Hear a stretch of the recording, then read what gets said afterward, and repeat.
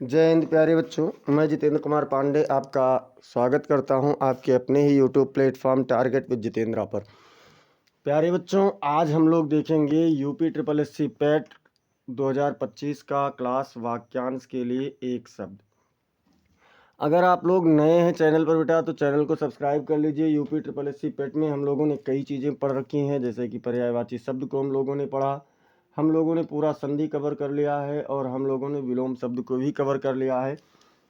आज हिंदी व्याकरण का एक अगला क्लास चलने जा रहा है, तो ज़्यादा से ज़्यादा इसे शेयर कर दीजिए अपने मित्रों के पास और क्लास को लाइक कर दीजिए। और चलिए शुरुआत करते हैं बिना किसी देरी के, जिससे कि आपकी परीक्षा और भी मजबूत हो सके। यहाँ पर कॉन्सेप्चुअल क्लास लिया गया है, तो देखते हैं कि हिंदी में एक वाक्य जैसे क्या होता है। वाक्यांश के लिए एक शब्द है क्या, तो हिंदी में एक वाक्य, वाक्यांश अथवा अनेक शब्दों के लिए जो एक शब्द का प्रयोग होता है वह प्रायः संस्कृत से लिया जाता है। जिससे अगर कोई कहे कि ये शब्द कैसे होते हैं, तो ये शब्द ज़्यादातर बेटा संस्कृत के होते हैं, कि जिसमें हिंदी में हम लोग एक वाक्य के लिए, पूरे वाक्य के लिए एक शब्द ले लिया जाता है, या फिर पूरे वाक्यांश के लिए एक शब्द ले लिया जाता है, या कई शब्दों के लिए एक शब्द लिया जाता है, तो ये अक्सर संस्कृत के होते हैं। अब अगर हम इसकी परिभाषा को देखें तो इसकी परिभाषा क्या कहती है कि अधिक से अधिक विचारों को अभिव्यक्त करने वाले शब्दों को समानार्थक शब्द या भाववाचक शब्द कहते हैं।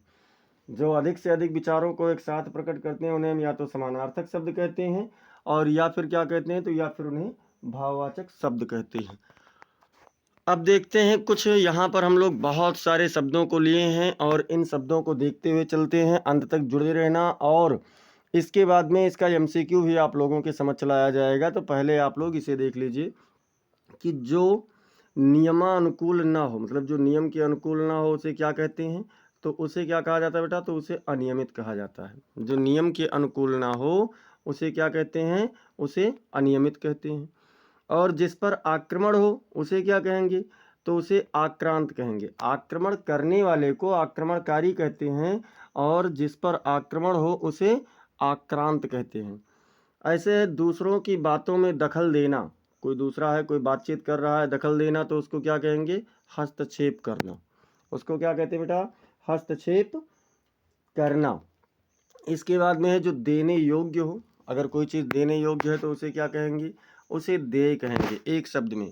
जो कम खर्च करता हो, तो अक्सर हमारे दिमाग में आता है कि जो कम खर्च करता है उसे कंजूस कहा जाएगा, लेकिन कंजूस नहीं, जो कम खर्च करता है उसे क्या कहते हैं, उसे मित व्ययी कहते हैं। और जीवन को देने वाली जो दवा होती है उसको जीवनदायिनी या फिर प्राणदा कहते हैं। क्या कहते हैं, प्राणदा या फिर जीवनदायिनी। सख्य भाव मिश्रित अनुराग को कहा जाता है, मतलब जहाँ पर प्रेम भाव, सख्य भाव मतलब प्रेम भाव या सखा भाव, मित्र भाव का अगर कोई अनुराग है, प्रेम है, तो उसे क्या कहेंगे, उसे प्रणय कहेंगे। उसे क्या कहते हैं, प्रणय। जो मोक्ष की इच्छा रखता हो, अगर कोई व्यक्ति मोक्ष चाहता है या मोक्ष की इच्छा रखता है तो उसे क्या कहेंगे, मुमुक्षु। क्या कहते हैं बेटा, मुमुक्षु कहते हैं। और एग्जाम्पल देख लेते हैं, और ऐसे बहुत सारे वाक्यों को हमने लिया है, तो और देखते हैं। जिसे प्रमाण द्वारा सिद्ध ना किया जा सके, अगर कोई चीज़ है और उसे प्रमाण के द्वारा, उसे साक्ष्य के द्वारा नहीं सिद्ध किया जा सकता, तो उसे अप्रमेय कहते हैं। और अगर कोई गिरा हुआ है तो उसे क्या कहेंगे, पतित कहेंगे। गिरे हुए को पतित कहते हैं। जिसकी आशा ना की गई हो, ये बहुत इंपॉर्टेंट है और पूछा भी गया है कई बार, तो इसको ध्यान रखना। जिसकी आशा ना की गई हो अप्रत्याशित कहते हैं। पृथ्वी के तीन ओर पानी वाला स्थान, मतलब तीन ओर पानी हो, एक ओर केवल स्थल हो, तो उसको प्रायद्वीप कहते हैं। जैसा कि प्रायद्वीपीय भारत के बारे में आप लोगों ने सुना होगा। जिसके पास कुछ भी ना हो, जैसे अक्सर लोगों के दिमाग में आएगा कि अगर कुछ नहीं है तो उसे गरीब कहेंगे, तो जिसके पास कुछ नहीं है उसको अकिंचन कहते हैं। क्या कहते हैं, अकिंचन। और क्या है, विशिष्ट अवसर पर विशिष्ट लोगों के समक्ष दिया गया भाषण क्या कहलाता है, तो अभिभाषण कहलाता है। मतलब विशिष्ट अवसर पर, अर्थात किसी विशेष अवसर पर कुछ विशेष लोगों के सामने जो भाषण दिया जाता है उसे क्या कहते हैं, तो उसे अभिभाषण कहते हैं। आदि से अंत तक, आदि आदि मतलब होता है शुरू, तो शुरू से लेकर के अंत तक अगर कोई चीज़ है तो उसके बारे में कहा जाता है आद्योपांत। क्या कहा जाता है, आद्योपांत। और देखते हैं, और में क्या है, तो और में जैसे आपका ले लिया जाए कि गोद लिया हुआ पुत्र, अगर कोई पुत्र है उसे गोद लिया गया है तो उसको क्या कहेंगे? दत्तक पुत्र कहेंगे। गोद लिए हुए पुत्र को क्या कहते हैं बेटा? दत्तक पुत्र कहते हैं। और जो मापा ना जा सके, देखिए जिसे परिमाण द्वारा सिद्ध नहीं किया जा सकता उसे अप्रमेय कहते हैं, पा में नीचे रा लगता है। और जो मापा नहीं जा सकता है उसको क्या कहते हैं? तो उसको अपरिमेय कहते हैं, अपरिमेय। फिर जो किए गए उपकारों को मानता हो, जो किए गए उपकार को मानेगा उसे कृतज्ञ कहेंगे। और जो किए गए उपकार को नहीं मानेगा उसे क्या कहेंगे? तो उसे कृतघ्न कहते हैं। ये ऐसे लिखा जाता है, कृतघ्न, आधा घा और ना। जो किए गए उपकार को नहीं मानेगा उसे कृतघ्न कहेंगे, जो किए गए उपकार को मानता है उसे कृतज्ञ कहेंगे। ठीक है। इसके बाद में क्या कहा गया? शक्तिशाली, दयालु, शांत, धीर और योद्धा नायक। अगर कोई योद्धा है, नायक है, व्यक्ति है जिसके अंदर शक्तिशाली भी है, वो दयालु भी है, शांत भी है और योद्धा भी है, धैर्यवान भी है, तो उसको धीरोदात्त कहते हैं। क्या कहेंगे? धीरोदात्त। इसके बाद में जो प्रमाण से सिद्ध ना हो सके उसे क्या कहेंगे? तो अप्रमेय कहेंगे। वन में लगने वाली आग, जैसे वन में अगर कहीं आग लग जाती है तो उसे क्या कहते हैं? दावाग्नि कहते हैं। क्या कहते हैं बेटा? दावाग्नि। और अगर समुद्र में आग लगती है तो उसको बड़वानल कहते हैं। उसको क्या कहते हैं? बड़वानल। फिर वह नायिका जो अपने पति के परदेश में होने के कारण दुखी हो। अगर कोई नायिका है, कोई महिला है जिसका पति प्रदेश में है और इस वजह से वो दुखी है तो उसको प्रोषित पतिका कहते हैं। क्या कहेंगे? प्रोषित पतिका। और देख लेते हैं, और ऐसे बहुत सारे हैं। तो बहुत सारे में अगला देखेंगे, मोक्ष की कामना करने वाला। अगर कोई व्यक्ति मोक्ष की कामना कर रहा है तो मुमुक्षु कहलाएगा। इंद्रियों को जीत लिया हो जिसने, मतलब जिसने अपने इंद्रियों को जीत लिया हो, अपनी इच्छाओं को जीत लिया हो, उसे क्या कहते हैं? उसे जितेंद्रिय कहते हैं। क्या कहेंगे बेटा? जितेंद्रिय कहेंगे।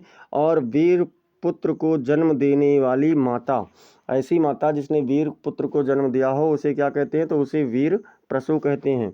जिसका शत्रु पैदा ना हुआ हो, ये भी पूछा गया। अच्छा एक चीज़ और बता दें, ये सारी चीज़ें यूपी ट्रिपल एससी की विभिन्न परीक्षाओं में पूछे गए प्रश्नों को ही लिया गया है। और ऐसे बहुत सारी चीज़ें हैं जो किसी न किसी परीक्षा में पूछे गए हैं, उन्हीं को लिया गया है। तो जिसका शत्रु पैदा ना हुआ हो उसे अजात शत्रु कहते हैं। और जिसका उपचार ना हो सके उसे असाध्य कहते हैं। जिसका उपचार हो ही ना सके उसे क्या कहेंगे? असाध्य कहेंगे। जिसकी कोई उपमा ना दी जा सके, मतलब ऐसी चीज़ें भी होती हैं जिनकी कोई उपमा ही नहीं हो सकती। उपमा मतलब तुलना। तो जिसकी कोई तुलना ना हो सके उसे तो अतुलनीय कहेंगे, लेकिन जिसकी कोई उपमा ना हो सके उसे अनुपम कहेंगे। जीवन जीने की इच्छा, जीवन जीने की इच्छा को क्या कहते हैं? जिजीविषा कहते हैं। जैसे कि हर व्यक्ति के अंदर जीवन जीने की इच्छा होती है तो उसे क्या कहेंगे? जिजीविषा कहते हैं। और देख लीजिए, तो और में क्या है बेटा? और में है कि जो अपने स्थान या स्थिति से अलग ना किया जा सके। जैसे बहुत चीज़ें हैं कि जिनको उनके स्थान से या उनकी स्थिति से अलग नहीं किया जा सकता, उसे क्या कहते हैं? अच्युत कहते हैं। क्या कहते हैं? अच्युत। फिर जीने की इच्छा जिजीविषा हो जाएगी। और सफलता ना मिलने पर दुखी होना। जैसे मान लीजिए हर व्यक्ति यूपी ट्रिपल एससी पेट की तैयारी कर रहा है। अब इसमें कोई सफल होगा, कोई असफल होगा, कोई बेहतर अंक पाएगा, कोई कम अंक पाएगा। तो आप यहाँ से जुड़े रहिए, यकीन मानिए हिंदी में आपका गलत नहीं होगा। तो सफलता ना मिलने पर दुखी होना उसको क्या कहते हैं बेटा? क्षोभ। क्या कहेंगे? क्षोभ कहेंगे। और देखिए जीवन जीने की इच्छा को तो जिजीविषा कहते हैं, लेकिन अगर खाने की इच्छा है तो क्या कहेंगे? बुभुक्षा। क्या कहते हैं? बुभुक्षा कहते हैं। और क्या है? बिना पलक झपकाए। जैसे बहुत सारी चीज़ें ऐसी होती हैं कभी कभी कि पलक झपकाए बिना देखते रहते हैं, एकटक देखना जिसको कह सकते हैं। तो बिना पलक झपकाए को निर्निमेष कहेंगे। क्या कहेंगे? निर्निमेष। और क्या है? और में देख लीजिए, और कहा गया कि बुद्धि जिसका नेत्र हो, बुद्धि जिसका नेत्र हो उसको कहेंगे प्रज्ञा चक्षु। क्या कहते हैं? प्रज्ञा मतलब बुद्धि भी होता है, तो बुद्धि जिसका नेत्र हो उसे प्रज्ञा चक्षु कहेंगे। अपने सहारे पर रहने वाले, जो अपने सहारे पर रहने वाला है उसे स्वावलंब कहते हैं। और क्या है? किसी पर विजय प्राप्त करने की इच्छा रखने वाला। ध्यान रखिए, कई चीज़ें हमने इच्छा के बारे में बताया है।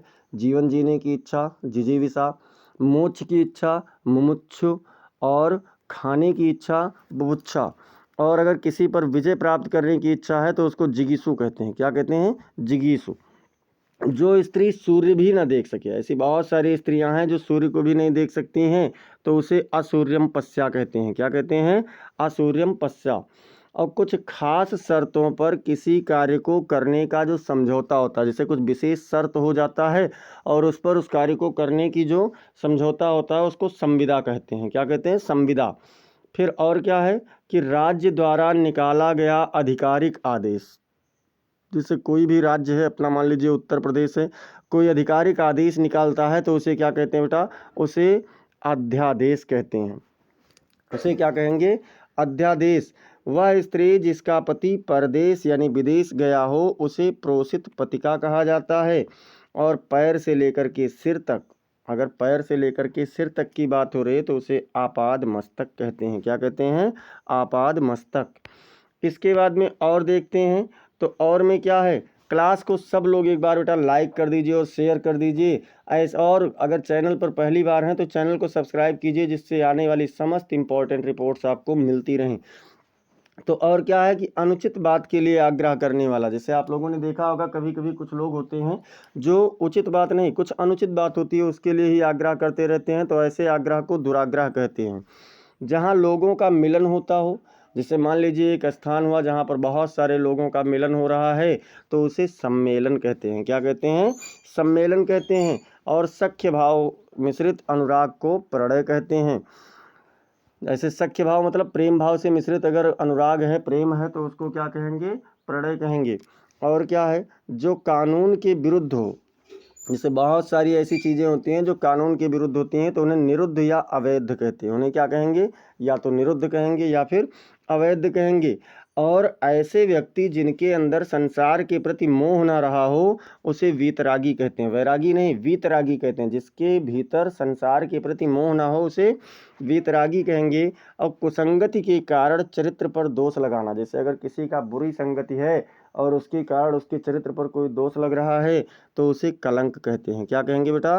कलंक कहेंगे।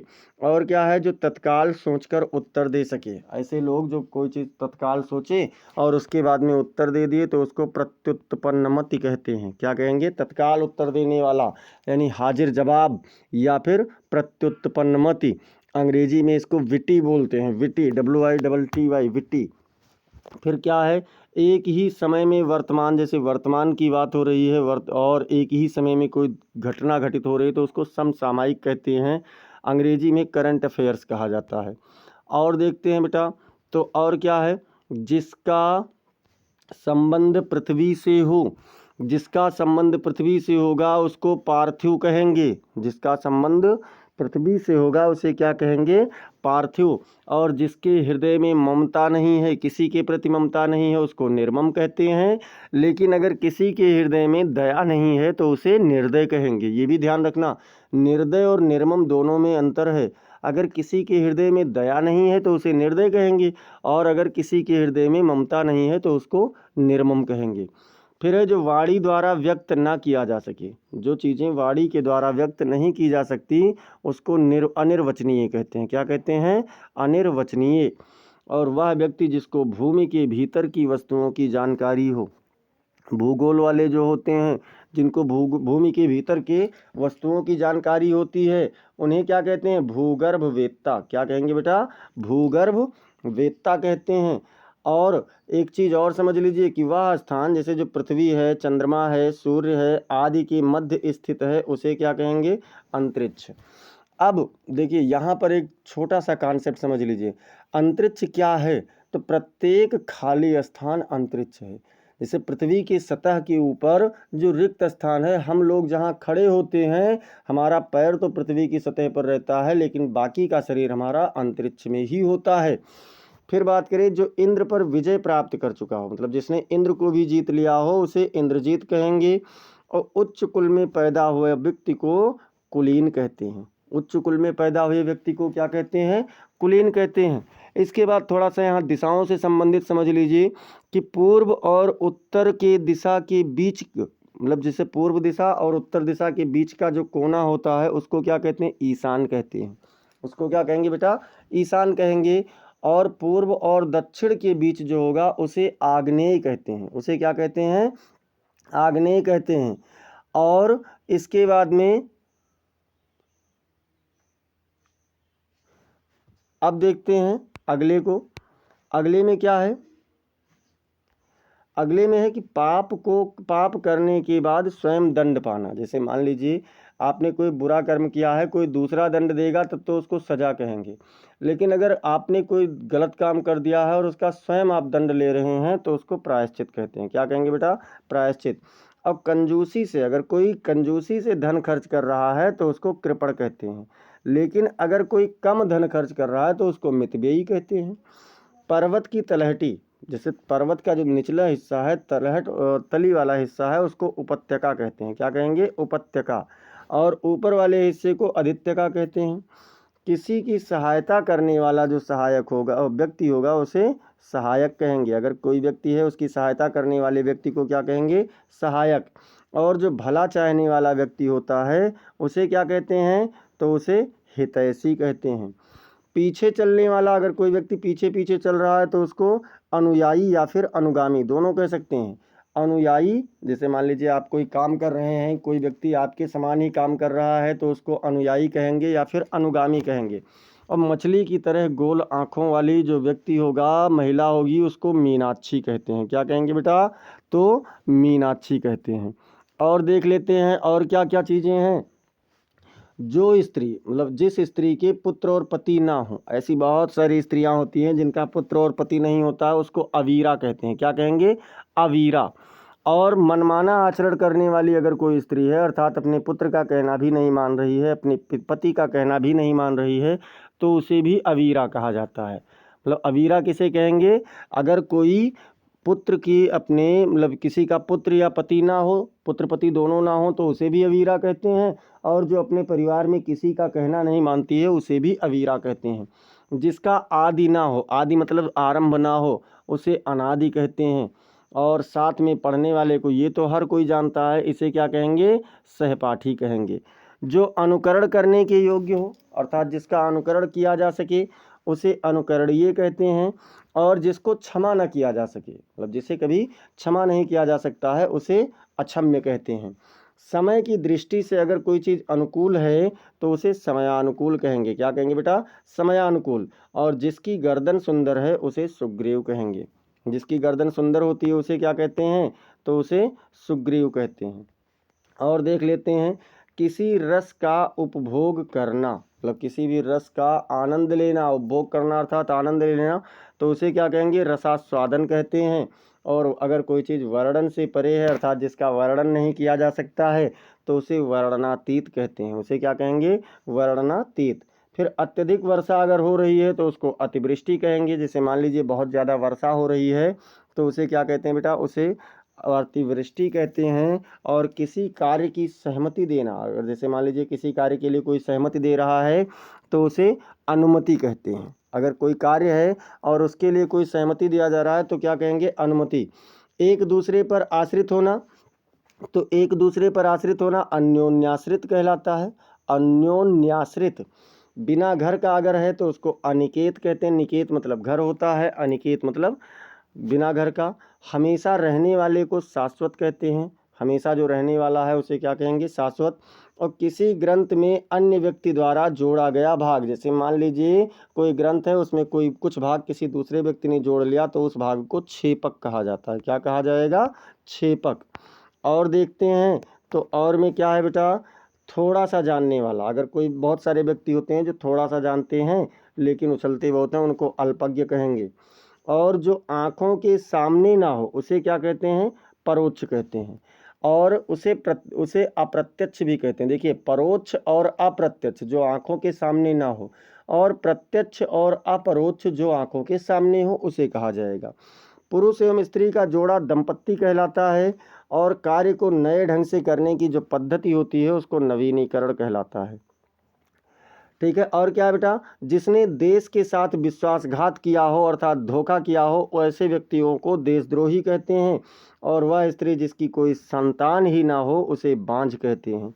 अब देखो, बहुत सारे ऐसे व्यक्ति होते हैं कि कोई एक काम मिल गया तो उस काम को करने में बहुत समय लगा देते हैं, अर्थात हर समय देर से काम करने वाले व्यक्ति को दीर्घसूत्री कहते हैं। जिसने ऋण लिया हो यानी कर्ज लिया हो उसको अधमर्ण कहते हैं, अधमर्ण। उचित से कम मूल्य आंकना या लगाना, मान लीजिए किसी वस्तु की मूल्य कुछ दूसरी है लेकिन उससे कम मूल्य का आकलन करना क्या कहलाएगा? अवमूल्यन कहलाता है। उदारता एवं कृपा पूर्वक किया जाने वाला जो व्यवहार है उसे अनुग्रह कहेंगे। और जिसे पार करना कठिन हो अर्थात जिसे पार न किया जा सकता हो ऐसे चीज़ों को दुर्गम कहते हैं। क्या कहेंगे? दुर्गम। और देख लेते हैं और में क्या है कि मनोविनोद के लिए सैर करने वाला, जैसे मान लीजिए मन को थोड़ा सा बहलाने के लिए जो घूमने वाले व्यक्ति होते हैं उनको क्या कहते हैं? तो उनको पर्यटक कहते हैं। पत्र या प्रश्न आदि के उत्तर की अपेक्षा करने वाला जो व्यक्ति होता है, जैसे कोई पत्र है, कोई प्रश्न है आदि के जो उत्तर की अपेक्षा की जाती है वैसे व्यक्तियों को उत्तरापेक्षी कहते हैं। और जो आभूषण सिर पर धारण किया जाता है, बहुत सारे ऐसे आभूषण हैं जो सिर पर धारण किए जाते हैं, उन्हें क्या कहते हैं? तो उन्हें शीर्षस्थ कहते हैं। अच्छा, अगर शीघ्र कोई व्यक्ति प्रसन्न हो जा रहा है, जैसे क्रोधित हुआ और बहुत जल्दी ही प्रसन्न हो जाता है, तो उसको आशुतोष कहते हैं। और एक चीज़ और ध्यान रखना, भगवान भोलेनाथ की पर्यायवाची भी आशुतोष होता है। जिसके समान कोई दूसरा ना हो उसे अप्रतिम कहेंगे। क्या कहते हैं? अप्रतिम। और जहाँ पहुँचा ना जा सके उसको अगम कहते हैं। बहुत सारे ऐसे स्थान हैं जहाँ पर पहुँचना मुश्किल है तो उसको अगम कहेंगे। और जो बहुत बातें करता हो, बहुत ज़्यादा बोलने वाला व्यक्ति हो उसको वाचाल बोलेंगे। बहुत ज़्यादा बोलने वाले व्यक्ति को वाचाल बोलते हैं। क्लास को सब लोग बेटा लाइक कर दीजिए। और देखिए, किसी बात को करने का निश्चय, जैसे अगर कोई बात है, कोई काम है, उसको करने का निश्चय कर लिया तो उसको संकल्प कहेंगे। वह वस्तु जो नाशवान है, मतलब ऐसी वस्तुएं जो नष्ट हो सकती हैं उनको नश्वर कहते हैं। वह स्त्री जिसके पति ने त्याग दिया हो, अगर कोई स्त्री है और उसकी पति ने उसे त्याग दिया है तो उसे परित्यक्ता कहते हैं। साहित्य से संबंध रखने वाले व्यक्ति को साहित्यिक या चीज़ों को साहित्यिक कहते हैं। जिसका अनुभव इंद्रियों को ना हो, अर्थात आप मन से या सोच से विचार से उसका अनुभव नहीं कर सकते, उसको क्या कहेंगे? अगोचर कहते हैं। और एक स्थान पर टिक कर ना रहने वाला, बहुत सारे ऐसे व्यक्ति होते हैं जो चलते रहते हैं, घूमते रहते हैं, उनको यायावर कहते हैं। क्या कहते हैं? यायावर। और है युद्ध करने का इच्छुक, अगर कोई व्यक्ति, देखिए हमने कई चीज़ें इच्छा से संबंधित बताई। मोक्ष की इच्छा रखने वाला मुमुक्षु, खाने की इच्छा रखने वाला बुभुक्षु, जीवन जीने की इच्छा रखने वाला जिजीविषा। और अगर मान लीजिए कोई व्यक्ति युद्ध में जीतने की इच्छा रखता है तो उसको युयुत्सु कहते हैं। और जीतने की इच्छा रखने वाले को जिगीसु और युद्ध करने का इच्छा रखने वाले को युयुत्सु कहते हैं। जिसकी भुजाएं घुटनों तक लंबी हों, अगर कोई व्यक्ति ऐसा है कि जिसकी भुजा घुटनों तक की लंबी है तो उसको अजानबाहु कहते हैं। और ये गुण भगवान श्री राम के पास था। और देखते हैं और एग्जाम्पल में क्या है बेटा, और है बहुत सारे हैं। जिसका कोई शत्रु पैदा ही नहीं हुआ हो उसे अजात शत्रु कहेंगे। और प्राचीन आदर्श के अनुसार चलने वाला, यानी जो प्राचीन पूर्व के नियम बनाए गए हैं उस नियमों के अनुसार जो चलने वाला व्यक्ति है उसको गतानुगतिक कहते हैं। क्या कहेंगे? गतानुगतिक। जो बात लोगों से सुनी गई हो, जिससे उसका कहीं कोई लिखित प्रमाण ना हो, केवल सुना ही गया हो, उसको क्या कहते हैं? उसको किंवदंती कहते हैं। किंवदंती। फिर सबके समान अधिकार पर विश्वास करने वाले व्यक्ति को समाजवाद या विचारधारा को ही क्या कहते हैं? समाजवाद कहते हैं। रजोगुण वाला कोई है तो राजसिक कहलाएगा। और जिस पर अनुग्रह किया गया हो उसे अनुग्रहित कहते हैं। ये भी ध्यान रखना। जिसमें धैर्य ना हो अधीर होगा। और जो पहले कभी ना हुआ हो उसे अभूतपूर्व कहते हैं। जो पहले कभी हुआ ही नहीं है उसे क्या कहेंगे? तो उसे अभूतपूर्व कहते हैं। अभूतपूर्व मतलब पहले कभी ना हुआ हो। और देखते हैं और क्या है, सबको समान भाव से देखने वाला। अगर कोई व्यक्ति है जो सबको एक समान भाव से देखता है तो उसको समदर्शी कहते हैं। कष्ट सहकर होने वाला कार्य, कोई कार्य है जिसमें आपको बहुत सारे कष्ट हुए हैं तो उसको दुष्कर कहते हैं। और बहुत कम बोलने वाले व्यक्ति को मितभाषी कहते हैं। ध्यान रखना, मित का मतलब कम होता है, जैसे कम खर्च करने वाला मितव्ययी और कम बोलने वाला मितभाषी। जिस पुरुष का स्वर्गवास हो गया हो उसे दिवंगत कहते हैं। और आकाश में विचरण करने वाले को नभचर कहते हैं। जो नीतिवान व्यक्ति है उसे नीतिज्ञ कहेंगे। जिसमें उत्साह ही ना रहा हो उसे निरुत्साही कहते हैं। और क्या होता है? आकाश को चूमने वाला गगनचुंबी। आकाश को जो चूमने वाला है वो क्या होता है? गगनचुंबी होता है। और देख लेते हैं और में क्या है बेटा, जो भेदा या तोड़ा ना जा सके उसे अभेद्य कहेंगे। जैसे कोई चीज़ है जिसे भेदा ना जा सके या तोड़ा ना जा सके उसे अभेद्य कहते हैं।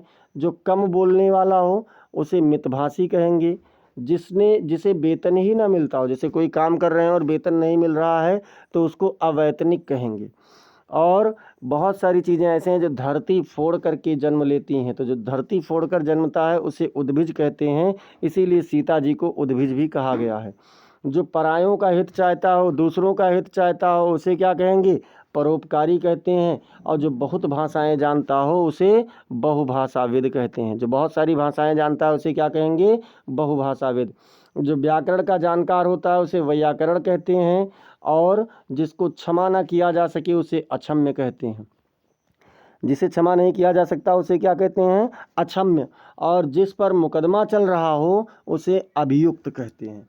तो ये बेटा हम लोगों का आज का कॉन्सेप्ट रहा, ये हम लोगों का आज का कॉन्सेप्ट रहा पूरा। अब इस पर बहुविकल्पीय प्रश्नों को लाया जाएगा।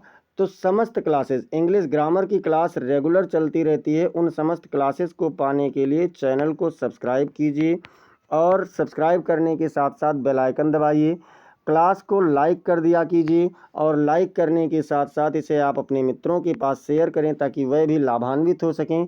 और कमेंट सेक्शन में अगर कोई सुझाव है या फिर सुझाव के साथ साथ अगर कोई आपका मांग है तो आप लोग उसे ज़रूर बताएं। आपको क्लास कैसी लगी ये भी आप लोग ज़रूर बताएं। मिलते हैं फिर हम लोग अगली क्लास में, तब तक के लिए जय हिंद, जय भारत।